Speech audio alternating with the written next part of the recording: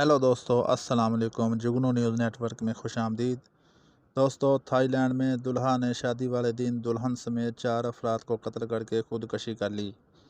गैर मुल्की नशरियाती अदारे के मुताबिक थाईलैंड में दुल्हा ने शादी वाले दिन अपनी दुल्हन समेत 4 अफराद को फायरिंग करके कत्ल करने के बाद खुद भी अपनी ज़िंदगी का खात्मा कर लिया। रिपोर्ट्स के मुताबिक 29 साला दुल्हा चतरोंग सक्सोस और 44 साला दुल्हन कंचना पंचोथोक की शादी हफ्ते के रोज़ शुमाल मशरकी थाईलैंड में हुई। दुल्हा शादी की तकरीब से अचानक निकला और बंदूक लेकर वापस आया। उसने अपनी बीवी, इसकी 62 साला माँ और 38 साला बहन को गोली मार दी। गोलियां शादी में शरीक 2 मेहमानों को भी लगी, जिनमें से एक की मौत हो गई। पुलिस ने बताया कि चतरोंग वाक़ये के वक्त काफ़ी नशे में था, लेकिन इसका मकसद अभी तक वाज़ेह नहीं है। उसने पिछले साल बंदूक और गोलियां कानूनी तौर पर खरीदी थी। थाई मीडिया ने पार्टी के मेहमानों की पुलिस को बताई गई बात का हवाला देते हुए कहा कि पार्टी के दौरान जोड़े के दरमियान झगड़ा हुआ था।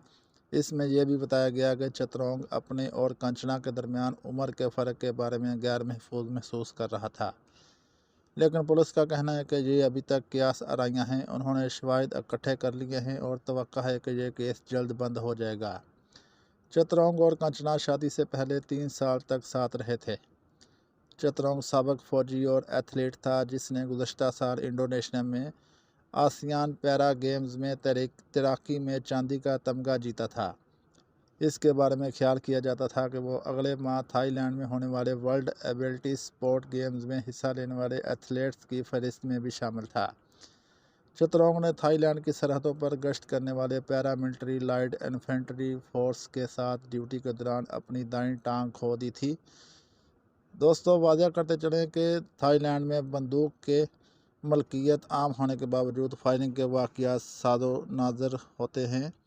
गुज़श्ता माह बैंकॉक के एक लग्जरी मॉल में फायरिंग से 3 अफराद हलाक हो गए थे। अक्टूबर 2022 में एक साबिक पुलिस एहलकार ने शुमाल मशरकी थाईलैंड में एक नर्सरी में बंदूक और चाकू के हमले में 37 बच्चों को हलाक कर दिया था।